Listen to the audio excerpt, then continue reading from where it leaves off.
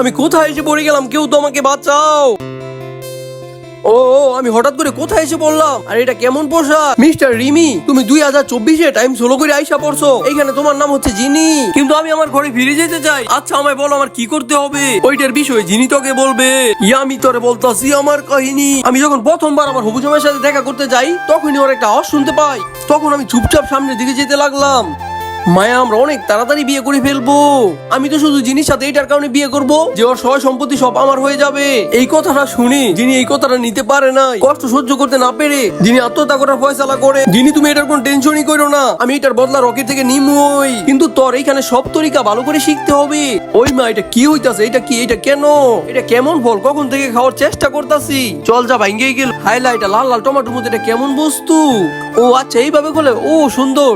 এই বড় মহলটা অনেক তাড়াতাড়ি আমারই হবে। তোমরা এনজয় করতে পারো। বন্ধুরা, পার্ট অনেক ইন্টারেস্টিং। পার্ট 2 পেতে এই মজাটা